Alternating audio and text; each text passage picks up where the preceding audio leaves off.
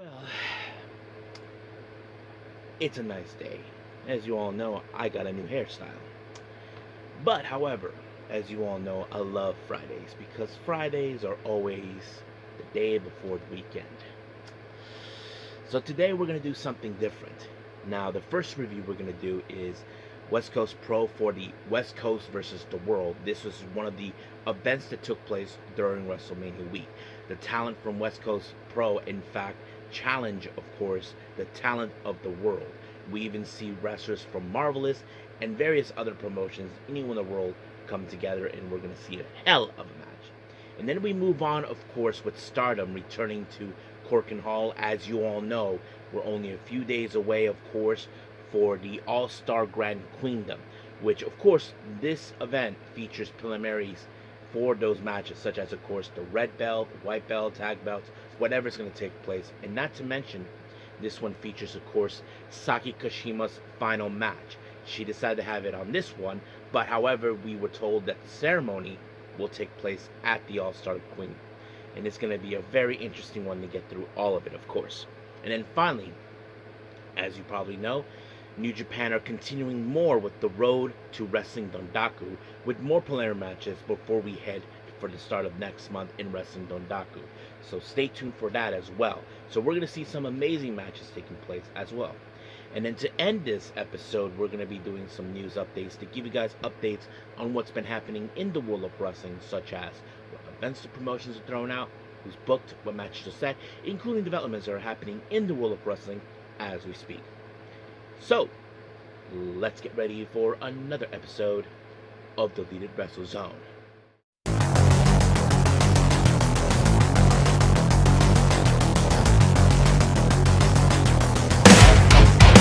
Are you ready? Get up, get up! Get up, get up! Get up, get up! Get up, get up! Get up, get up! Get up, get up! Hey everyone, welcome to the Deleted Wrestle Zone, all things that is pro wrestling with AEW, NXT, New Japan Pro Wrestling, TNA, National Wrestling Alliance, various promotions, wrestlers, matches, and championships. I am your host, J-Rod here. So, if you are new to the channel, welcome. This is a channel we do a lot of pro wrestling reviews from various promotions, not only here in the United States, but also in Japan, Mexico, Canada, Europe, the UK, anywhere pro wrestling is not as big, but it continues to grow. We also, of course, do discussion videos, talk about various topics such as the wrestlers themselves, the promotions, factions, storylines, whatever we want to talk about.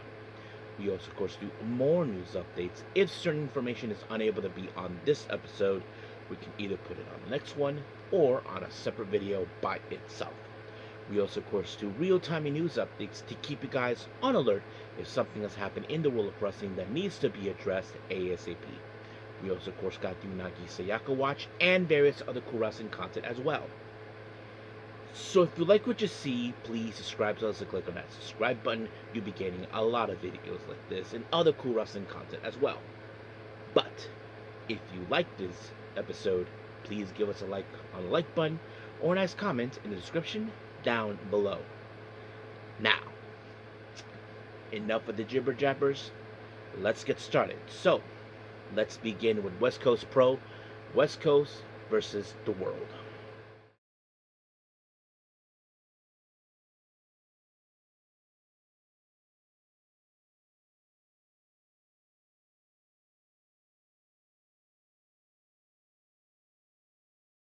Alright, so let's begin with West Coast Pro with the West Coast versus the World. Now, this event happened during WrestleMania week on April 16th at the Swan Arena in Las Vegas.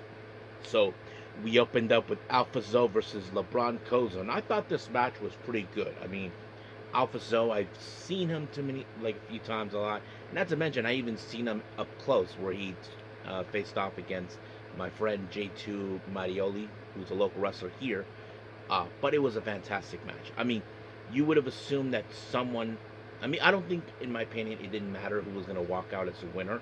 but it was a good match. But in the end, it was Alpha Zoe that pulled it off when he applied the Sidewinder, and just like that, 1, 2, 3, it was over. But of course, there was like a bit of video that happened at the end where Kozone saying that he lost to the better man, but he hopes that he wins the West Coast Pro, world title, and that he would challenge him for him. So we'll see what happens until that. I mean, that would definitely be a good match as well. Now, before we even start the next match, this guy named JT Thornton showed up complaining and bitching about not being booked in this particular event. But luckily, someone decided to step up and give him an ass whooping, and that is, of course, one called Manders. Now, of course, Thorne tried to play the smart game, tried to avert him in every way possible. But when it comes to one called Manders, well, one called Manders is not the one who's messing around. He's not here to play games. So he took him out by taking his head off by using the lariat. 1, 2, 3, adios. Now, our next match is for the West Coast Pro Golden Gate Championship. We have, of course, Andrew Cass, who has been the rising star in West Coast Pro, taking on Australia's very own Adam Brooks. And I thought the match was very impressive. I mean, you would have assumed that Andrew Cass's reign would have been cut real short. I mean, this guy's career is already, how do I say, skyrocketing, but he is determined to win. And he applied a vicious knee strike right in his face, and just like that, 1, 2, 3, adios. Next up, well, this is a very interesting one. Miku Alana takes on the legend herself, and of course, what Jim Ross said back in Double or Nothing a couple years back in 2019, she's the kind of woman you don't see making biscuits, and I'm talking about Aja Kong. Yep. So this is one of those matches where Miku Alana is put to the test against someone who is an absolute legend in the Japanese wrestling scene, or possibly the freaking world if we compare it to that. But yes, and that kind of sets it up right there. And I mean, I have to say, I give credit to Miku Alana, who did not back down. She knows that she's not dealing with a total slouch. She knows that she's dealing with someone who is very dangerous, someone you don't want to mess with. But Aja Khan, of course, took her out when giving her a belly the back suplex, and just like that, 1, 2, 3, adios, it's over. Now our next match is for the West Coast Pro Tag Team belt. Aaron Solo and Alan Angels, who, as you know, won these belts away from the Crush Boys. They defend them against the Cajun Catch Revival, Jaya Jewel and Seabass Finn.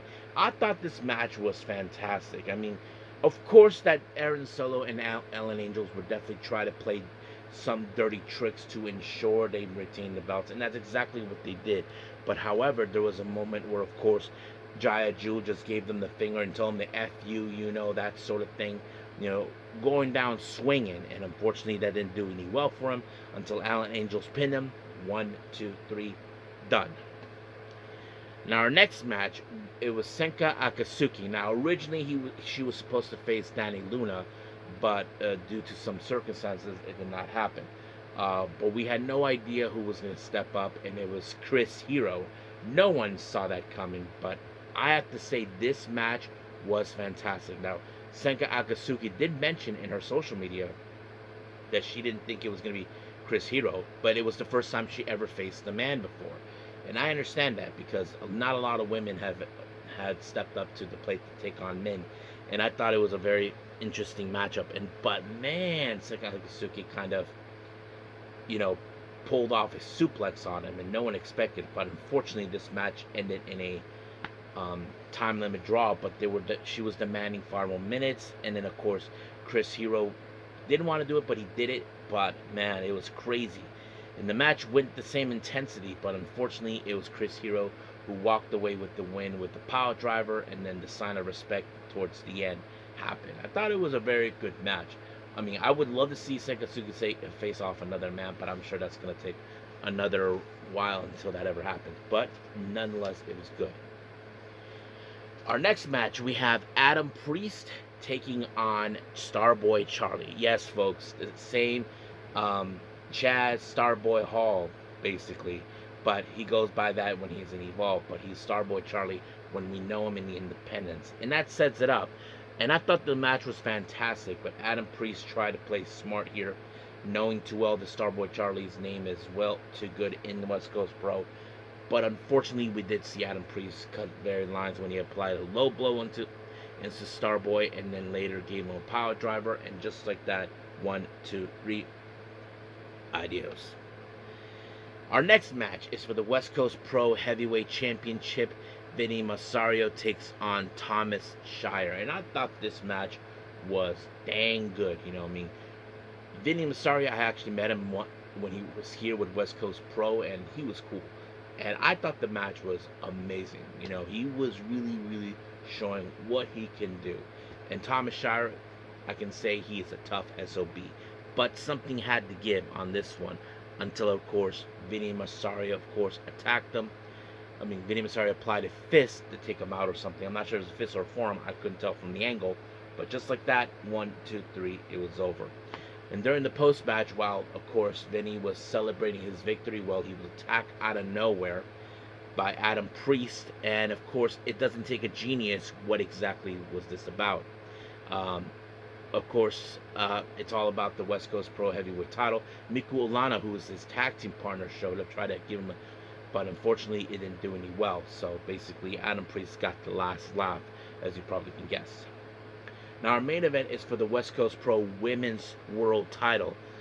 Johnny Robbie defends it against Marvelous' very own Miyu Momono. What a fantastic match. I mean, this was an instant classic for me. I loved it. I mean, we've seen Johnny Robbie, how talented she is, how, you know, very strategic she can be. But with Miyu Momono, a well-recognized Yoshi wrestler, you know what she's capable of. I mean, we have seen her growing up so much, you know, over the years, but I would have assumed she could have lost, but nope, she was able to pick up the win onto Johnny Robbie by a pinfall, and just like that, 1, 2, 3, done. Brand new West Coast Pro Women's World Champion. And during, of course, the post-match, we did see Johnny Robbie that that she's planning to get her title back in Japan. So basically, she felt that if Miyu Momono was able to win it in the States, then she could win it back in Japan. So we'll see what happens until then. But for now, we are done with West Coast Pro. Let's move on with Stardom.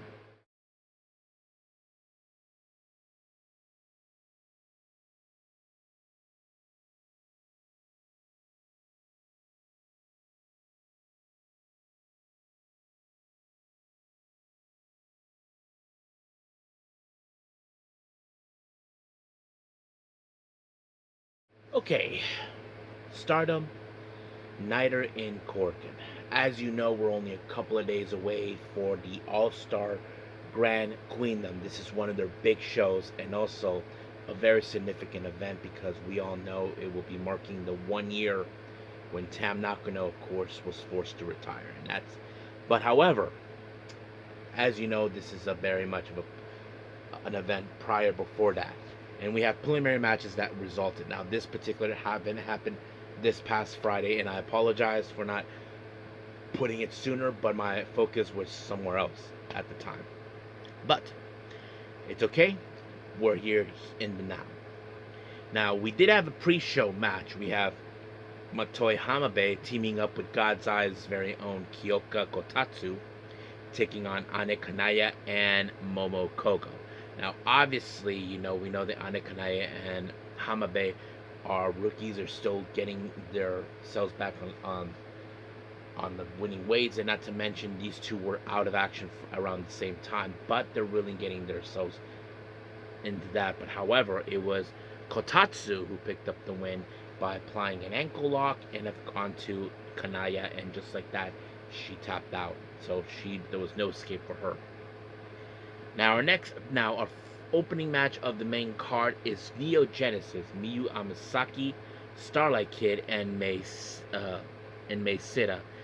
They of course take on the members of Hate, Fukik and Death, and of course our current Goddesses tag team champions, Natsuko Tora and Rock, are better known as BMI 2000. Now this is a somewhat a preliminary match for Miyu Amasaki. Now of course Azumi, her tag partner, is involved in the Saki Kashima last match, so you can probably guess that later. But however, Of course, when it comes to hate, we all know their tactics. They'll try to use weapons, distract referees to ensure they win their matches. And that was also one of their key things. But unfortunately, Mei Sita was able to pick up the win when she applied the Rolling Star onto Fukigen Death. And just like that, 1, 2, 3, it was over. Now, the one thing that kind of gets me going, Mei Sita pinned Fukigen Death, who is 1/3 of the artist champions. So that means that maybe Mei Sita, along with 2 other tag partners, could challenge for the artist belt, and that's something we can definitely see.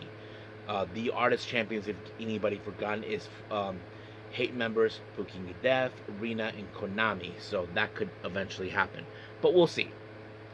Now, our next match, we have Emma Maishima, Rian, and Aya Sakura. They take on the members of Tabitha and God's Eye, of course. Hina, no, is it Hina? Yeah, Hina and Rani Agami, of course.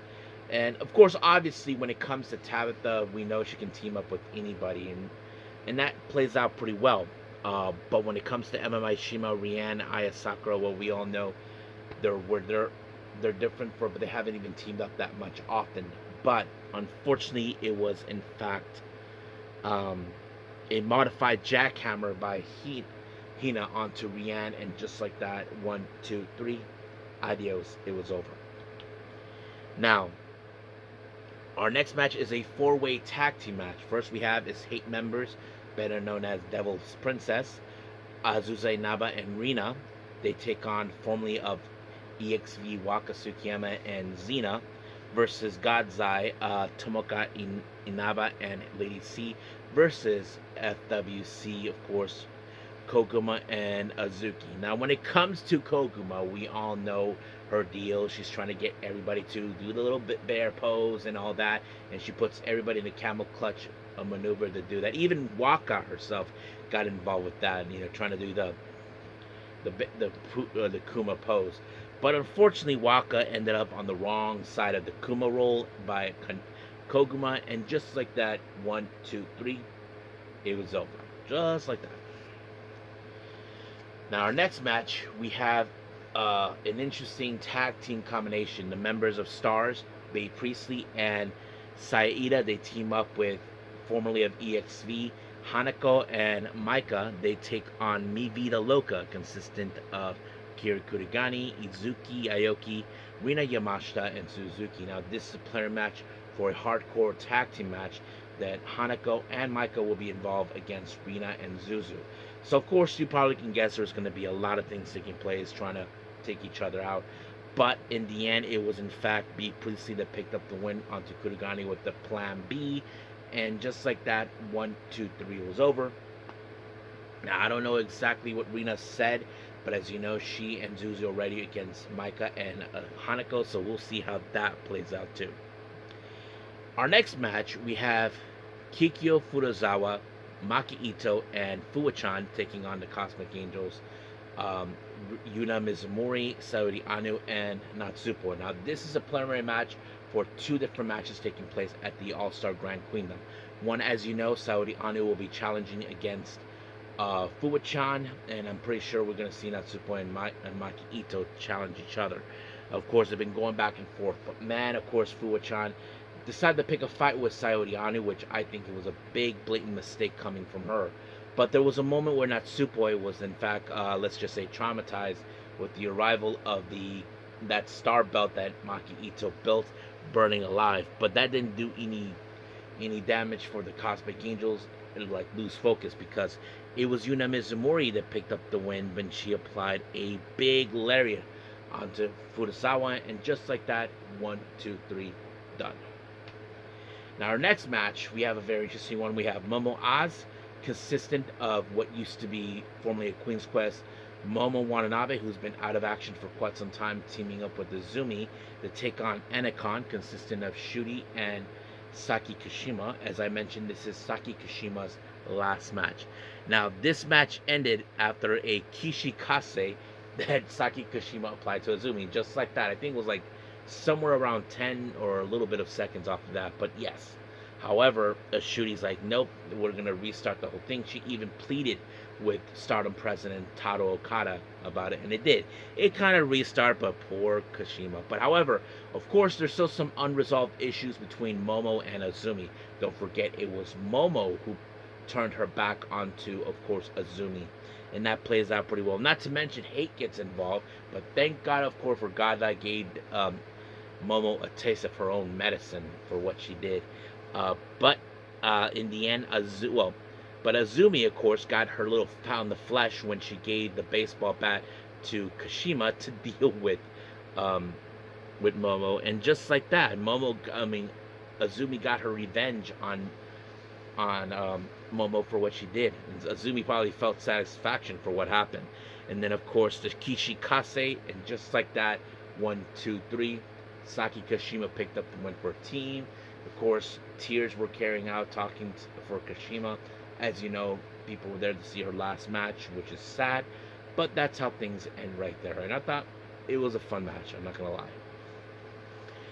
Now, our main event, we have Hanan and Saya Kurara teaming up to take on, of course, the members of Hate. Konami, who is in fact the white belt champion, who Hana will be challenging, and Kurara, of course, who putting the Cosmic Angels on the line, the challenge for the red belt, and that kind of goes on. But of course, when it comes to Hate, we know their usual tactics. I mean, distractions, the seconds getting involved and all that. But however, that didn't do any good for them because it was Hanan that picked up the win when she applied, of course, the Hanan special, and just onto Konami. 1, 2, 3, it was over. And then we did see Hanan do a post-match promo, and she called in, of course, O2 line. As you probably know, they're hoping that they win the tag belts, and she probably told Kurara to do the same thing. And she even called in the members of Stars, the members of Cosmic Angels, knowing that this is going to be a big night for them coming up in a couple of days. And I think that's pretty much what they want to do, is knowing the pressure's on, it's time to get the game faces on. So that says it up right there. So we'll see what happens. But right now, we are done with Stardom. Let's move on with our last review, and that is, of course, New Japan Pro Wrestling.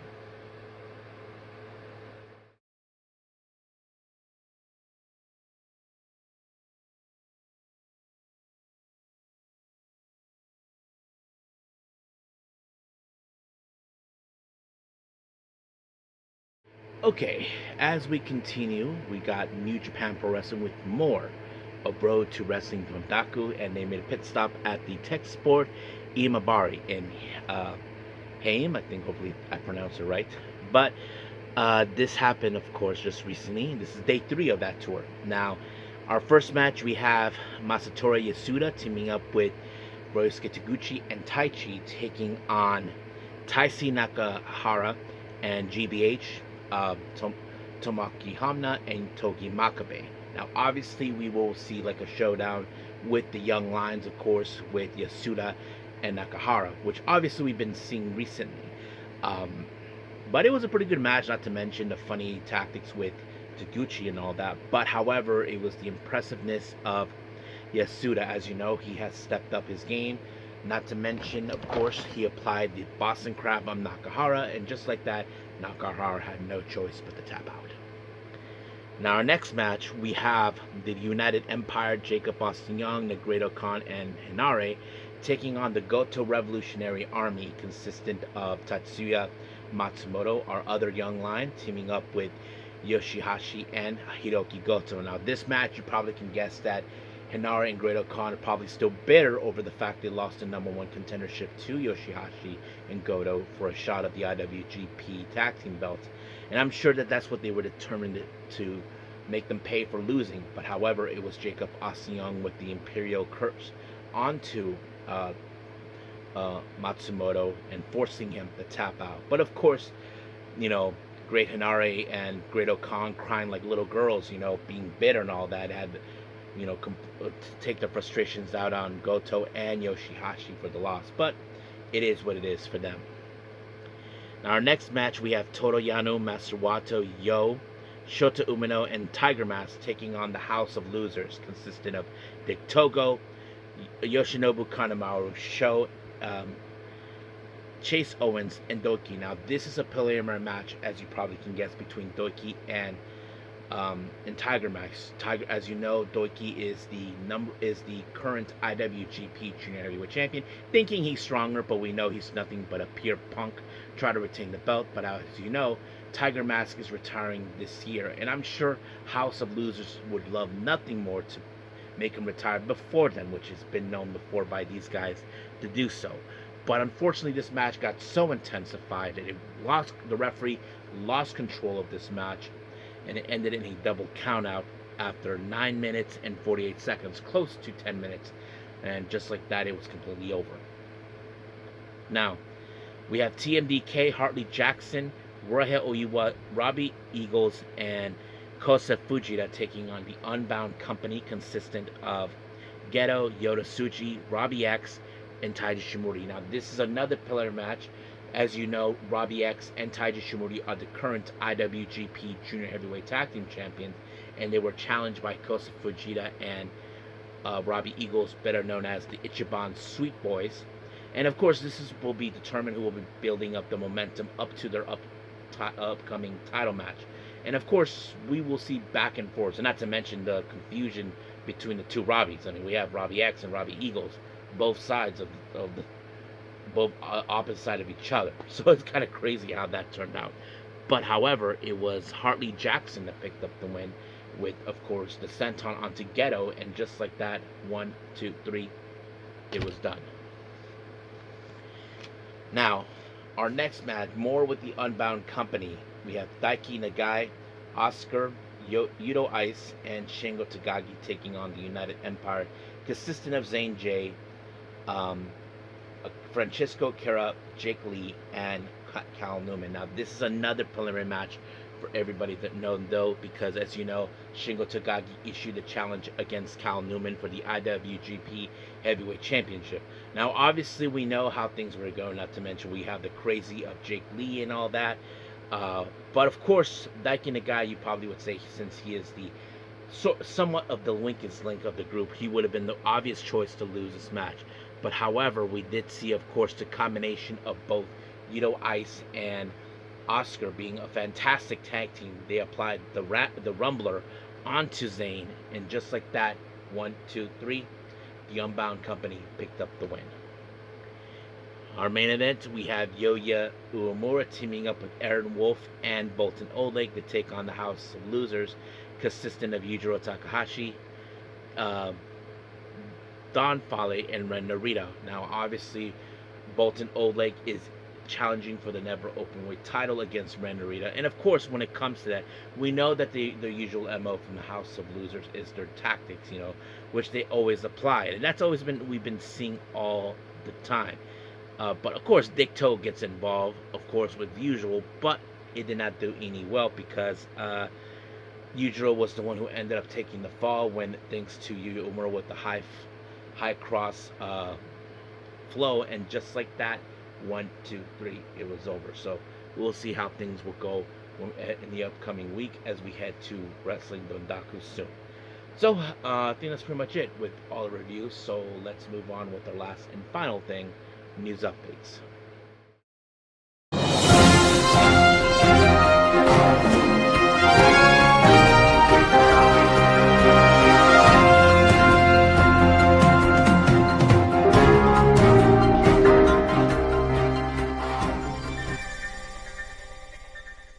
Okay, so welcome to our news update. So not a lot of updating to do, but however, there's some I want to put out for all of you just to keep up.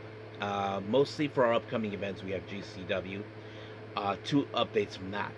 We have, as you know, their live debut in Milan, Italy, that will happen next month on May 24th. Names have been mentioned who will be participating. Nick Gage, the Silver-Tooth Satan, Actus Giskoger, Shotzi Blackheart, Drew Parker, the Bad Boy, Joey Janela, the Base God, Gringo Loco, Viperus, KJ Orso, formerly known as Fuego del Sol, and one called Manders. So those are the names that have been mentioned. There will be more. They'll be announced soon, involving for the Milan event. And then finally, as you know, on June 19th, we have the Race Against Time, and they just announced Hook will be making his debut. Now, we only have one development on this one, and this one I kind of forgot about it, but I should have known because, as you know, we're like already a week out from almost a few days off or a week off, from WrestleMania. Now, during this time, this is one of those times where there'll be some releases, and today is that day, and names have been mentioned on the releases.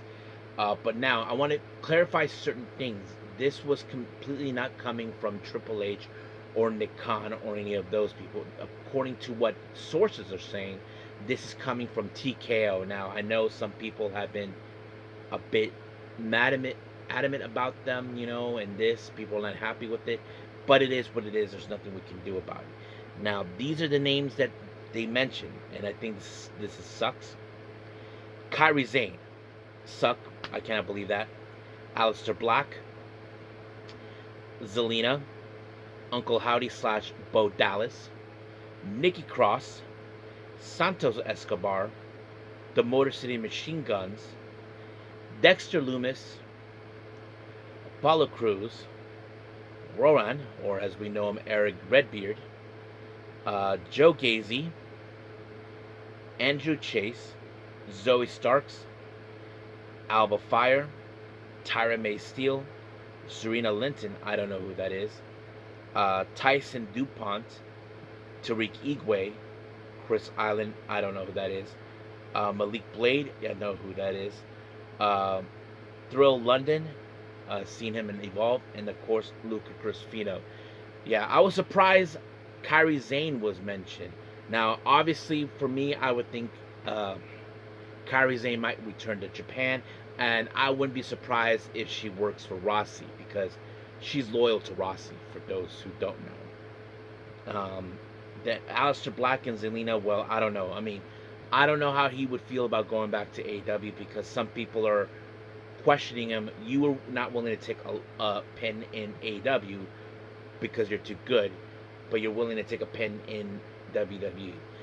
Yeah, Zelina, I'm not sure. Yeah, but I can see some would be amazed at. I mean, the Motor City Machine Guns could be one of those people that definitely.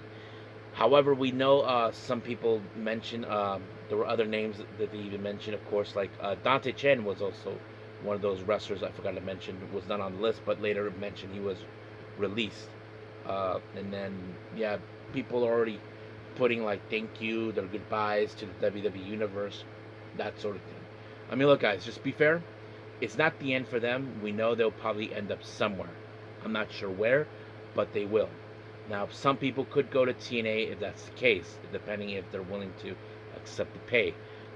Some may go to the AEW. I'm not sure.